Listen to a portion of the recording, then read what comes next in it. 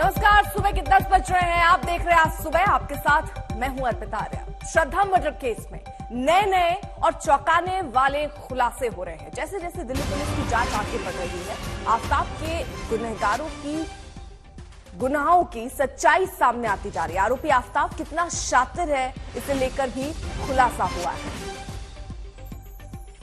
तो पुलिस आफताब के रिमांड बढ़ाने की मांग करेगी, क्योंकि आज कोर्ट में पेशी है।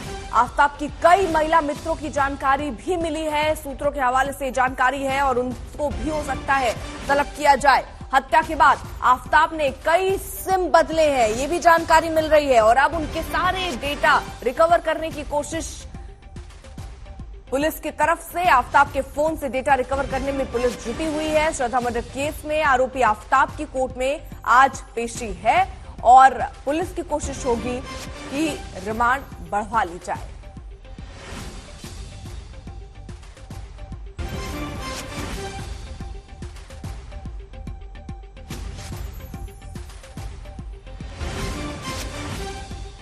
हिमांशु मिश्रा हमारे साथ, हमारे सहयोगी इस वक्त जुड़ चुके हैं। हिमांशु, कितने बजे कोर्ट में पेशी होनी है आफताब की? देखिए, पुलिस जो है, जो जानकारी मिली है, फर्स्ट हाफ में ही कोशिश करेगी कि आफताब को कोर्ट में पेश किया जाए। उसके पहले जो तमाम प्रोसीजर हैं वो पहले पुलिस पूरा करेगी, मेडिकल कराएगी और उसके बाद कोर्ट में पेश करेगी। और जानकारी ये भी मिल रही है कि पुलिस आगे रिमांड की मांग कर सकती है, ताकि जो टूटी कड़ियां हैं उनको जोड़ा जा सके, जो तमाम मिसिंग चीज हैं उनको बरामद किया जा सके। क्योंकि अभी देखिए अर्पिता, जो मोबाइल फोन है श्रद्धा का वो नहीं मिला है, कपड़े नहीं मिले हैं, वो हथियार नहीं मिला है जिससे शव को काटा गया था। तो इन तमाम चीजों को पुलिस जोड़ रही है। पुलिस के पास अभी जो सर्कमस्टेंशियल एविडेंसेस मिले हैं उसके आधार पर जांच को आगे बढ़ा रही है और साथ साथ जो बयान जो दर्ज किया गया है, अभी तक जो पूछताछ में हासिल हुआ है आफताब से, उसके आधार पर इस इन्वेस्टिगेशन को पुलिस आगे बढ़ा रही है। लेकिन पुलिस को कुछ पुख्ता सबूतों की जरूरत है और जिसके लिए उम्मीद यही है कि पुलिस आगे रिमांड की मांग करेगी, ताकि जो मिसिंग चीजें हैं वो बरामद हो जाए, क्योंकि वो आने वाले वक्त में बेहद महत्वपूर्ण साबित हो सकते हैं। और यही वजह है कि पुलिस लगातार जंगल के खाक छान रही है। पुलिस लगातार टेक्निकल सर्विलांस के आधार पर जो लोकेशंस इसकी तमाम थी पिछले मई से लेकर के अब तक की, उन तमाम लोकेशंस की डिटेल पुलिस निकाल रही है। उन लोकेशंस से पुलिस ये पता लगाने की कोशिश कर रही है कि जिन जिन जगहों पर इसकी मूवमेंट थी वहां वो क्या करने गया, क्योंकि मामला पूरे 6 महीने से ज्यादा पहले का है।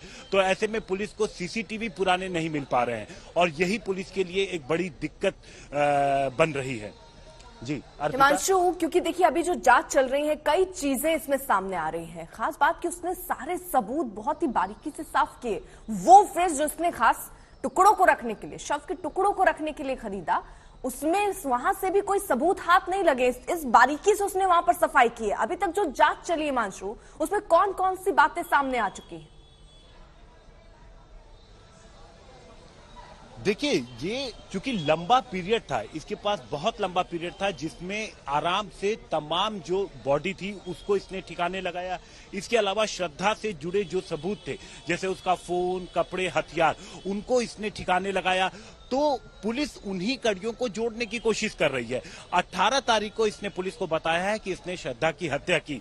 उसके बाद से इसकी क्या क्या मूवमेंट रही, अब देखिए इसमें पुलिस ने क्या किया। जहां से इसने हथियार खरीदा, चाकू खरीदा, वहां पे बयान दर्ज किया। उसके बाद फ्रिज खरीदा, वहां से पुलिस ने बयान दर्ज किया।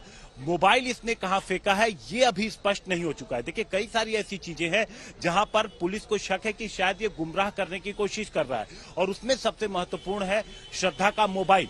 क्योंकि इसने, देखिए, सबसे पहले इसने पुलिस को, जब ये पहली कंप्लेन हुई थी तो आफताब ने पुलिस से ये बोला कि 22 तारीख को श्रद्धा झगड़े के बाद घर से चली गई और सिर्फ अपना मोबाइल लेके गई थी। लेकिन जब पुलिस ने श्रद्धा के मोबाइल की डिटेल खंगाली तो पता चला कि श्रद्धा का मोबाइल जब भी एक्टिव हुआ वो उसी इलाके में एक्टिव हुआ जहां पे उसने घर लिया था। जो ट्रांजैक्शन हुआ 26 मई को वो भी उसी इलाके से हुआ था। उसके बाद जब श्रद्धा के सोशल मीडिया एक्टिव हुआ और इसके दोस्त को जवाब दिया गया, वो भी वहीं से एक्टिव हुआ। और जब ये बात इससे पूछी गई तो कहीं ना कहीं ये जो ट्रैप इसने चारों तरफ खुद बिछाया था उसमें ये फंसता हुआ नजर आया। लेकिन अभी कई ऐसी चीजें हैं जो इससे निकलवाना जरूरी है पुलिस के लिए। उसी के लिए पुलिस आगे रिमांड की मांग करेगी। जो तमाम आला अधिकारी हैं वो अब इस केस को लगातार नजर बनाए हुए हैं। जितने भी क्राइम स्पॉट है, चाहे उसका घर हो, वहां पर पूरे रिक्रिएट किया गया सीन को। जो जहां पर इसने बॉडी के टुकड़े फेंके थे, उन पूरे जंगलों की खाक अभी भी पुलिस छान रही है। उन तमाम लोकेशंस पे पुलिस की टीम गई है जहां पर इसकी लोकेशन 18 मई की बात निकली है। जिन लोगों से इसने बातचीत किया है उनके स्टेटमेंट पुलिस दर्ज कर रही है। जो श्रद्धा के दोस्त हैं उनके स्टेटमेंट पुलिस दर्ज कर रही है। इनके पिता का स्टेटमेंट, जिसमें एक बेहद महत्वपूर्ण बात यह है कि जिसमें उन्होंने कहा था कि मारपीट ये पहले भी करता था, तो ये अपने आप में बेहद महत्वपूर्ण है। और दूसरी चीज, चूंकि इसने घर को केमिकल से साफ किया था और केमिकल के पूरे जो ट्रेसेस है अगर वो भी मिलते तो वो भी जब सर्कमस्टेंशियल एविडेंसेस की बात आती है तो ये सारी चीजें सबूत के तौर पर पुलिस के काम आएंगी, जो पुलिस आगे लेके चलेगी। इस मामले में पुलिस सर्कमस्टेंशियल एविडेंसेस तो इकट्ठा कर रही है, लेकिन जिस पुख्ता सबूत की तलाश में पुलिस है वो अभी तक शायद उसके हाथ नहीं लगा। और यही वजह है कि पुलिस की कई टीमें लगातार पूछताछ करने के अलावा उन सभी लोकेशन पे जा रही हैं जहां से कुछ मिल सकता है। टेक्निकल सर्विलांस के अलावा साइंटिफिक एविडेंसेस की मदद ली जा रही है, फॉरेंसिक एविडेंसेस की। अब जो बॉडी के हिस्से बरामद हुए हैं अर्पिता, जब उनका एक बार फॉरेंसिक हो जाएगा और ये तय हो जाएगा कि ये किसी मानव अंग है, फिर डीएनए की जब रिपोर्ट आएगी और श्रद्धा के बॉडी पार्ट्स अगर वो निकलते हैं तो ये पुलिस के लिए बेहद पुख्ता सबूत साबित होंगे। और इसके अलावा अगर घर से कोई ऐसा ट्रेस पुलिस को मिल जाए जिससे श्रद्धा से जुड़ा हुआ हो तो वो भी एक बेहद महत्वपूर्ण सुराग पुलिस के लिए साबित होगा। इसलिए पुलिस लगातार इस पूरे केस पे मेहनत कर रही है। हर एक एंगल से इस केस की जांच लगातार जारी है। बिल्कुल हिमांशु, देखिए तो आज कोर्ट में भी पेशी होनी है। स्वाभाविक तौर पर यहां पुलिस कुछ और दिन की रिमांड भी आफ्ताब की चाहेगी ताकि और सबूतों को खंगाला जा सके, क्योंकि आफ्ताब की ही निशानदेही पर उस जंगल पर भी पुलिस गई जहां पर शव के टुकड़ों को फेंका गया। कुछ अभी बरामद भी हुआ, उसको लैब में भेजा गया है। अब वो टेस्ट होके पता चलेगा कि आखिरकार वो श्रद्धा का ही बॉडी पार्ट रहा होगा या किसी और का। अब कहां कहां अहम सबूत मिले हैं, शव के बाकी टुकड़ों की तलाश भी पुलिस कर रही है। आरी अब तक नहीं मिली है, वो आरी जिससे श्रद्धा के शव के टुकड़े टुकड़े किए गए थे। आरोपी के कपड़े अब तक नहीं मिले हैं। श्रद्धा के कपड़े, इसके बारे में भी अभी तक जानकारी नहीं है। श्रद्धा की लाश के टुकड़ों को ठिकाने लगाता था दरअसल आफ्ताब। ये रात 2 बजे का वो पूरा सच हम आपके सामने रख रहे हैं। देर रात में ही टुकड़ों के साथ घर से निकलता था आफ्ताब और उन्हीं महरौली के जंगलों में जाकर उन्हें फेंकता था। रात 2 बजे निकलता था आरोपी ताकि कोई देख न ले।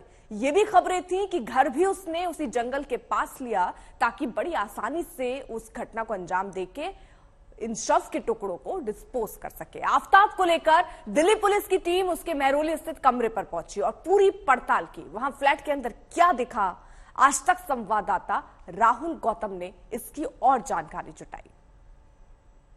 मैं अभी उसी कमरे के बाहर मौजूद हूं जो कि क्राइम सीन है। इसी कमरे में आफ्ताब ने श्रद्धा की हत्या की थी। और एक इंपॉर्टेंट चीज है जो यहां पर क्राइम सीन पर आप देख सकते हैं, मैं चाहूंगा मेरे सहयोगी गिरीश जूम इन करके आपको दिखाएं। एक रैपर है ग्लव्स का, उस पर साफ तौर पर लिखा हुआ है latex surgical gloves pre powdered.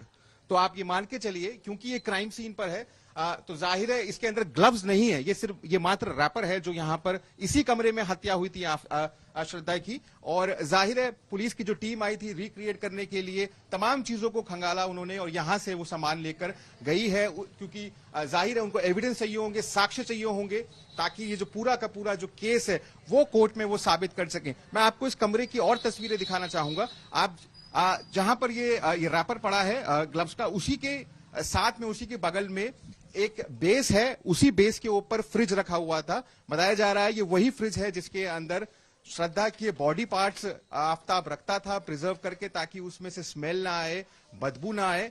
और तमाम जो घर आप देखिए कमरा है वो पूरा उथल पुथल हुआ है, क्योंकि जाहिर है यहां पर पुलिस ने आकर पूरी तरीके से इन्वेस्टिगेट किया है।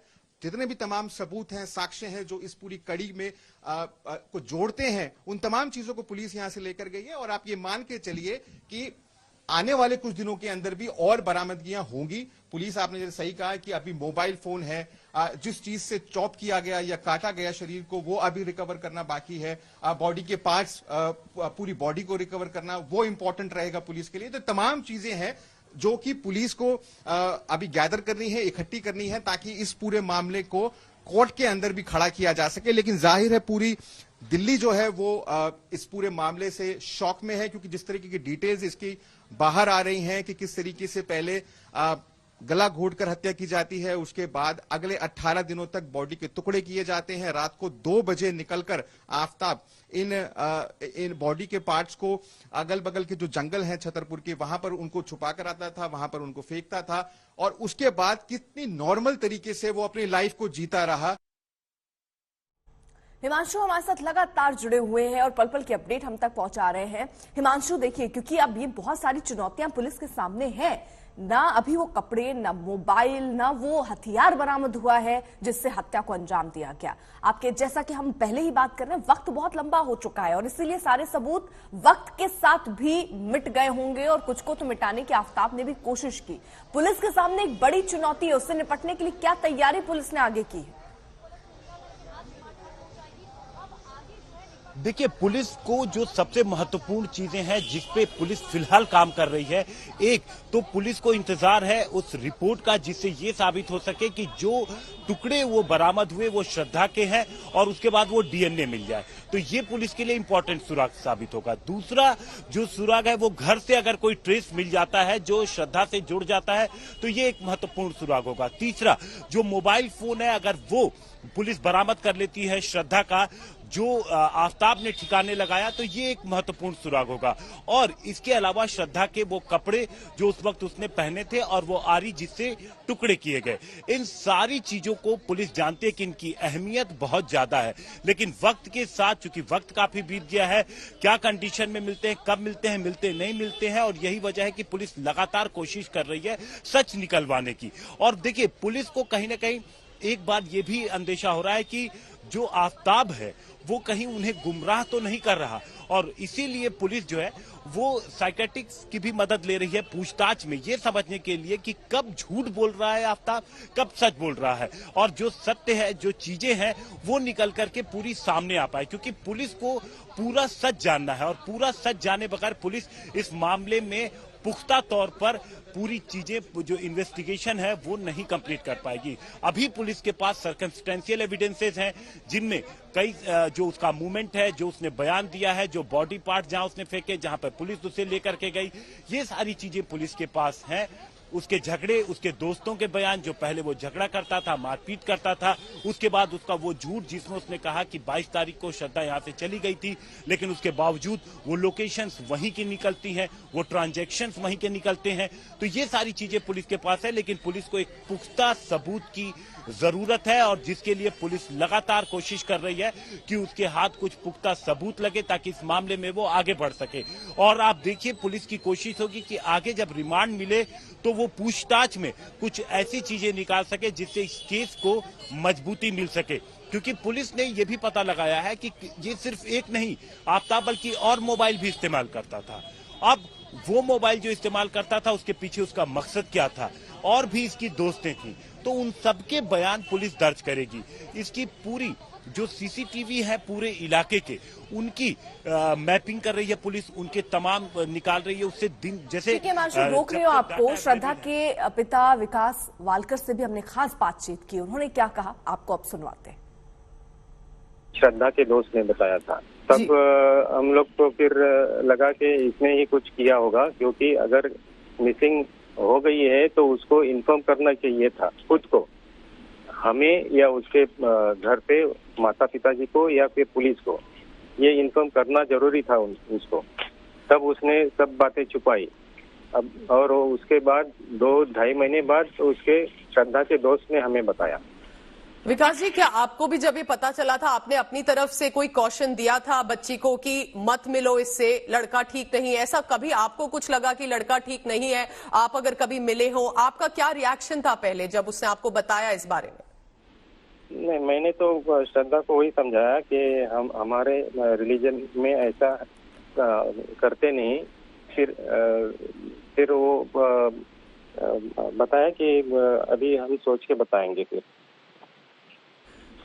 विकास जी, मई में ये हादसा होता है, 6 महीने तक इस लड़के ने जो किया वो तो डिटेल्स अब निकल रही हैं, लेकिन 6 महीने तक ये बच भी गया। इसने जिस तरह से स्ट्रैटेजी बनाई अपनी सोशल मीडिया पे, काफी शातिर दिमाग था। क्या 6 महीने बाद दोस्तों ने बात उठाई कि कुछ तो बात है जो ये मिसिंग है और किसी के कांटेक्ट में नहीं आ रही है? यही तो उसके दोस्त ने बोला कि ये बात उसने बताना चाहिए था, तो वो क्यों नहीं बता पाए, ये मुझे बताना पड़ा आपको। विकास जी, क्या चाहते हैं अब? लड़का आज लॉकअप में है, 6 महीने बाद पकड़ लिया गया है। आपके लिए जो जस्टिस होती है एक पिता के लिए, जो मैं सोच भी नहीं सकती कि आप जब ये सुनते होंगे कि बेटी के साथ क्या क्या हुआ, हमें ही सुनने में जब इतना शौक लग रहा है, तो एक पिता को सुनने में किस तरह से लग रहा होगा। ये हादसा जो हुआ है, आप क्या चाहते हैं? अगर इन्वेस्टिगेटर्स आपको सुन रहे हैं, किस तरह से केस आप चाहते हैं आगे प्रोसीड करें? नहीं, अगर जो उसने डिक्लेयर किया हुआ है वो हिसाब से अगर वो मतलब अभी तक इन्वेस्टिगेशन पूरा हुआ नहीं है, उसका रिजल्ट रिपोर्ट आना बाकी है। कंफर्म नहीं है अभी कि वो जो बताया है वो मतलब वैसा ही है। अगर वो वैसा है तो फिर उसको फांसी होनी चाहिए। आप चाहते हैं फांसी होनी चाहिए, to be hanged, sir? Yes. आपको लगता है उससे नीचे कोई भी अगर ये पनिशमेंट आती है जब कन्विक्शन होता है, वो आपके लिए इनफ नहीं होगा? नहीं, अगर उसने जो डिक्लेयर किया है, अगर उसके टुकड़े टुकड़े किए तो मतलब फांसी से और कोई बुरी सजा हो तो वो दीजिए, उसके भी टुकड़े करिए। सर, आपकी लास्ट बात कब हुई थी श्रद्धा से? इन पिछले कुछ महीनों में, मई से पहले जब जो बात हुई होगी वो कब हुई थी सर? 2021 में, लेकिन मुझे अभी याद नहीं आ रहा है एग्जैक्ट मंथ और डेट याद नहीं आ रहा। सर, किस तरह आप याद रखना चाहेंगे अपनी बेटी को? जरूर आपसे बात नहीं हुई थी, आप वो लड़के के साथ चली गई थी दिल्ली, आपने उसको मना भी किया था कि मत जाओ, लेकिन जिस बच्ची के साथ आप रहे, जिसको आपने पाला पोसा, अब जब आप सुनते हैं कि उसका इस तरह ब्रूटली मर्डर हो जाता है, कुछ हमें बताएं सर श्रद्धा के बारे में। सर, किस तरह की लड़की थी? देख के पता लगता है कि बहुत ही अपनी लाइफ एंजॉय करती थी, जिस तरह से रहना चाहती थी, जीना चाहती थी। हर यंग लड़की का ऐसे ही एम्बिशन होता है। हमें कुछ बता पाए सर अगर आप श्रद्धा के बारे में। श्रद्धा तो ये एक्चुअली जब इससे मुलाकात हुई तब से थोड़ा सा बिहेवियर उसका चेंज हुआ। उसके पहले तो एक मतलब ऐसा हमारे फैमिली में कोई नहीं है जो ऐसे मतलब थोड़ा बिहेवियर उसका अलग सा हो गया। आज वाराणसी के ज्ञानवापी मस्जिद को लेकर बड़ा फैसला आने वाला है। हिंदू पक्ष ने मांग की है कि ज्ञानवापी परिसर को पूरी तरह हिंदुओं को सौंपा जाए और ज्ञानवापी में मुसलमानों का प्रवेश वर्जित किया जाए।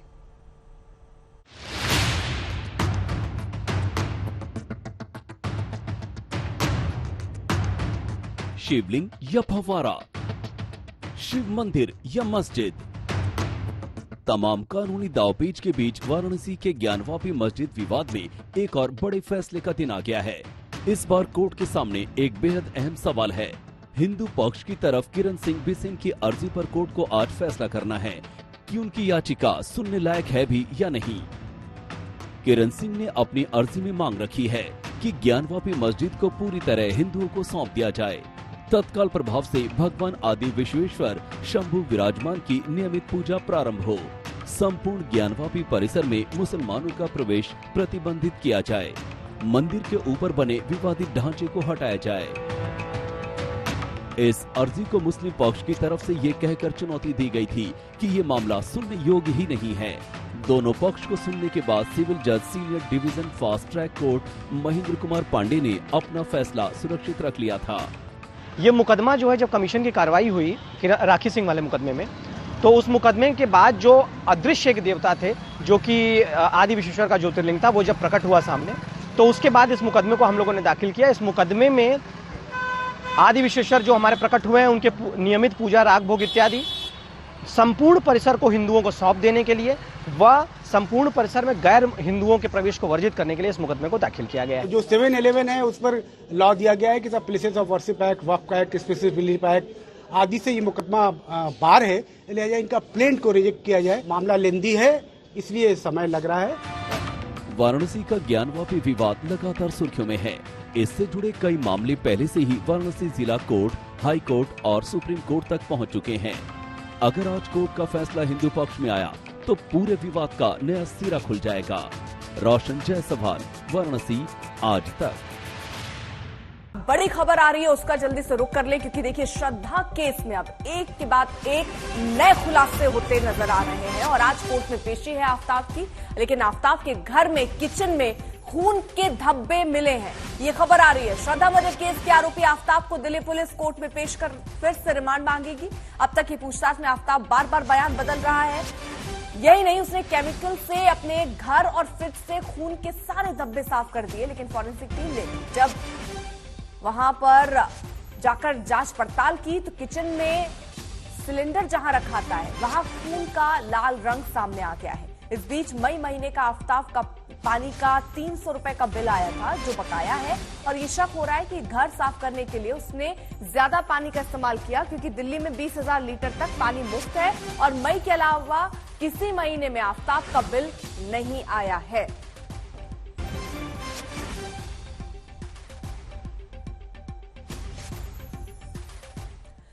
तो श्रद्धा केस में दिल्ली पुलिस के साथ हाथ जो है वो सबूतों के मामलों में लगभग खाली हैं। आपको बताते हैं कि वो कौन कौन से सबूत हैं जो या तो साफ हो चुके हैं या पुलिस के हाथ नहीं लगे हैं।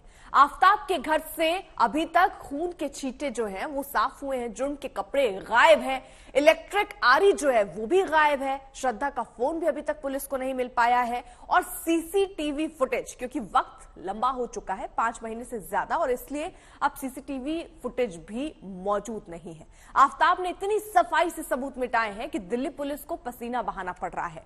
पुलिस छतरपुर के जंगलों से लेकर मेहरौली तक और महाराष्ट्र से लेकर हिमाचल तक सबूतों की तलाश में खाक छान रही है। नार्को टेस्ट के लिए अदालत में अर्जी लगानी पड़ी है। देखिए अब तक पुलिस को वो कौन कौन से 10 सबूत मिले हैं और किन सबूतों की तलाश अभी भी जारी है।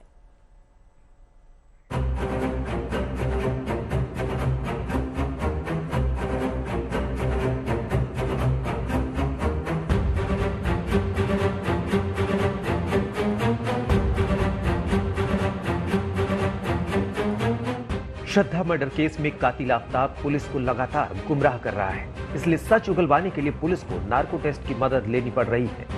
पुलिस को सबूत जुटाने में ज्यादा मशक्कत करनी पड़ रही है, क्योंकि वारदात 6 महीने पहले अंजाम दी गई थी और इन 6 महीनों में यमुना में काफी पानी बह चुका है। यानी कई सबूत अपने आप मिट चुके हैं, लेकिन फिर भी अब तक कई सबूत पुलिस के हाथ लग चुके हैं। सबूत नंबर 1, फ्रिज बेचने वाला दुकानदार। आरोपी आफ्ताब ने जहां से फ्रिज खरीदा था, पुलिस उस दुकानदार के बयान दर्ज करा चुकी है। फ्रिज खरीदने का बिल भी पुलिस को मिल चुका है। सबूत नंबर 2, आरी बेचने वाला दुकानदार। आफ्ताब ने जिस इलेक्ट्रॉनिक कटर यानी आरी से हत्या के बाद श्रद्धा की डेड बॉडी के 35 टुकड़े किए थे, पुलिस ने उस दुकान को भी तलाश लिया। इस दुकानदार के भी बयान दर्ज हो चुके हैं। आरी बेचने वाले दुकानदार ने आफ्ताब को पहचान भी लिया।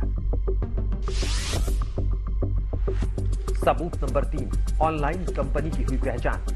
दरिंदे आफ्ताब ने जिस प्लेटफॉर्म से ऑनलाइन सामान, केमिकल वगैरह मंगवाया था, उस कंपनी तक भी पुलिस पहुंच चुकी है। उनके बयान भी दर्ज होंगे। सबूत नंबर 4, श्रद्धा के पिता के गंभीर आरोप। पुलिस श्रद्धा के पिता के बयान भी दर्ज करा चुकी है, जिसमें उन्होंने आफ्ताब पर श्रद्धा को कई बार पीटने का आरोप लगाया था। साथ ही श्रद्धा के आफ्ताब के साथ ही रहने की पुष्टि भी हो चुकी है। सबूत नंबर 5, पुलिस मेहरौली के उस फ्लैट में रहने वाले लोगों के बयान भी दर्ज करा चुकी है जहां उसकी हत्या की गई। इसके अलावा श्रद्धा के दोस्तों के बयान भी लिए जा चुके हैं। सबूत नंबर 6, आफ्ताब के डॉक्टर के बयान दर्ज। बॉडी काटने के दौरान आफ्ताब के हाथ में चोट लगी थी, जिसका इलाज उसने डॉक्टर अनिल सिंह से करवाया था। डॉक्टर के बयान भी दर्ज हो चुके हैं, जिसमें उन्होंने आफ्ताब की पहचान भी कर ली है। सबूत नंबर 7, जंगल से 13 हड्डियां मिल चुकी हैं। दिल्ली के छतरपुर जंगल से करीब 13 हड्डियां पुलिस के हाथ लग चुकी हैं, जिन्हें एफएसएल भेजा गया है। साथ ही डीएनए सैंपलिंग के लिए श्रद्धा के पिता का डीएनए भी लिया जा चुका है। जिससे इस बात की पुष्टि हो जाएगी कि बरामद हड्डियां श्रद्धा की ही हैं या नहीं। सबूत नंबर 8, श्रद्धा के मोबाइल की कॉल डिटेल।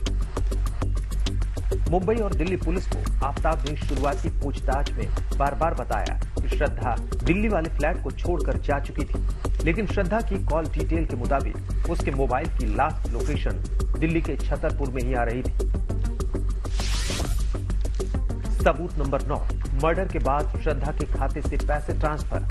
पुलिस को एक अहम सुराग ये भी मिला है कि श्रद्धा की हत्या के बाद उसके बैंक अकाउंट से आफताब ने 54,000 रुपए अपने अकाउंट में ट्रांसफर किए थे। सबूत नंबर 10, श्रद्धा के मोबाइल की लास्ट लोकेशन। जब शातिर आफताब ने श्रद्धा के अकाउंट से पैसे ट्रांसफर किए थे, इसी दौरान उसने ओटीपी के लिए कुछ देर के लिए श्रद्धा के मोबाइल को ऑन किया था, जिसकी लास्ट लोकेशन मेहरौली में थी। लेकिन अभी भी कई ऐसे सबूत हैं जिनकी तलाश पुलिस शिद्दत से कर रही है। वारदात में इस्तेमाल हथियार अभी तक बरामद नहीं हुआ है। आफताब ने बताया कि उसने एमसीडी की कूड़ा उठाने वाली गाड़ी में फेंक दिया था। श्रद्धा का मोबाइल फोन अब तक बरामद नहीं हुआ है। वारदात के वक्त आफताब और श्रद्धा के कपड़े भी बरामद नहीं हुए। फॉरेंसिक रिपोर्ट अभी तक नहीं मिली है। फ्रिज से खून का कोई धब्बा नहीं मिला है। एफएसएल की जांच जारी है। कोई भी सीसीटीवी फुटेज नहीं मिला है, क्योंकि वारदात को 6 महीने पहले अंजाम दिया गया था। ज्यादातर कैमरों का इतना बैकअप नहीं रखा जाता। पुलिस श्रद्धा से मिलने जुलने वाले लोगों की पड़ताल भी कर रही है। कुल मिलाकर कातिल आफताब के खिलाफ पुलिस को अभी भी कई अहम सबूत जुटाने में काफी पसीना बहाना पड़ रहा है। हिमांशु मिश्रा के साथ अरविंद ओझा, दिल्ली आज तक। श्रद्धा और आफताब के बीच झगड़ा कोई 18 मई को ही नहीं हुआ था। बीते 3 साल में कई बार उनका झगड़ा हुआ। कई बार श्रद्धा अपने परिवार या दोस्तों के पास भी आई, लेकिन हर बार वो आफताब के पास लौट गई। आखिर ऐसा क्या हुआ इस बार कि आफताब को वो छोड़ नहीं पाई? आज यही सवाल श्रद्धा के दोस्त भी पूछ रहे हैं।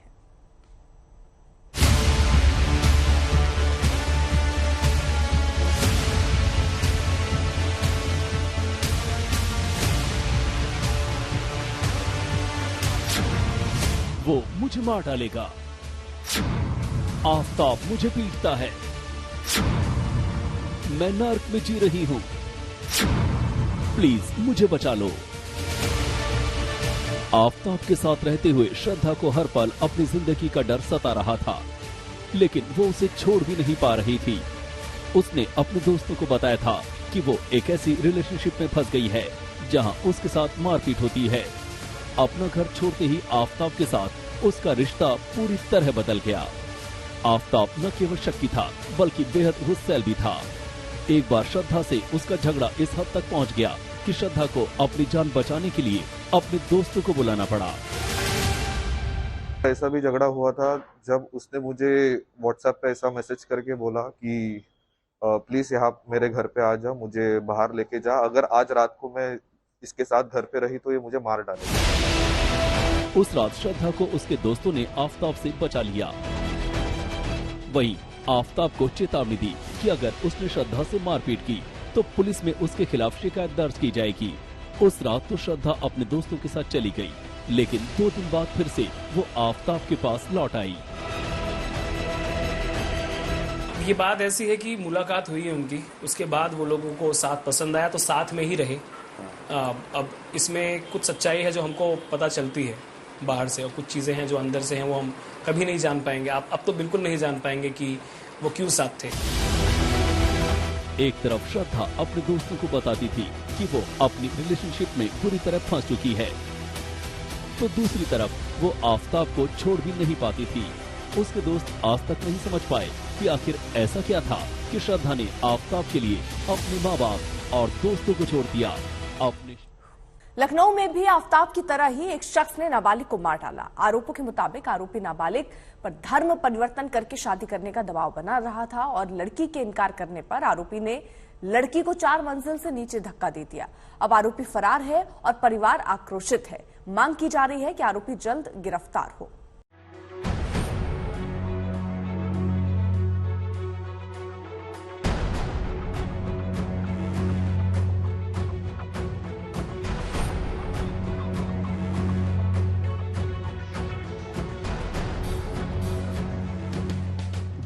दहलाने वाला गुनाह आफ्ताब ने किया और लखनऊ में सूफियान ने नाबालिग को मार डाला।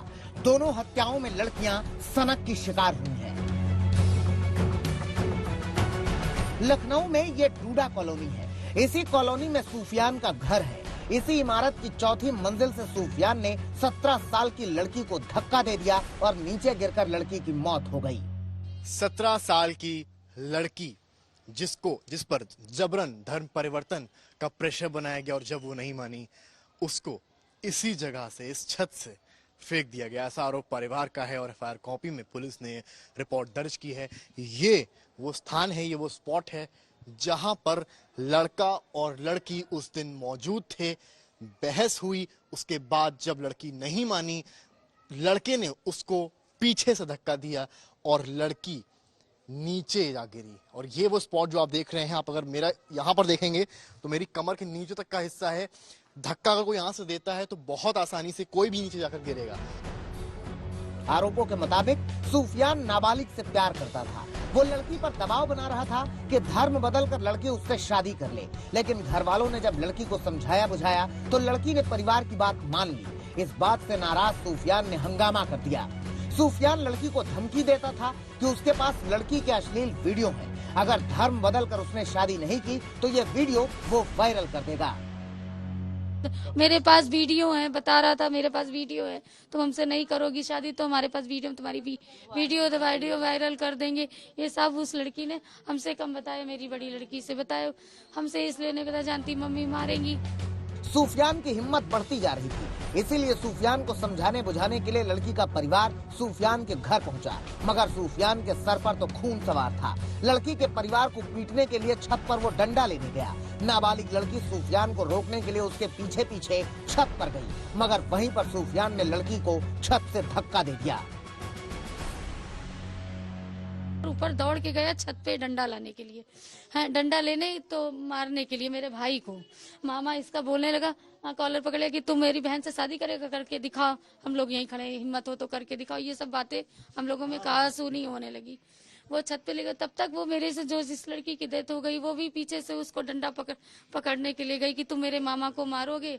उसी में उसने धक्का दे दिया है, उसी में ही धक्का, छत पे वो उसके साथ नहीं गई। इस हत्या के बाद आसपास के लोगों में आक्रोश है। लोग इंसाफ की मांग कर रहे हैं, मगर इंसाफ तो तब मिलेगा जब आरोपी पकड़ में आएगा और आरोपी सूफियान फरार है। पुलिस की माने तो 5 लोगों की एक टीम बनाई गई है जो सूफियान की तलाश में जुटी है। जल्द ही सूफियान को गिरफ्तार कर लिया जाएगा।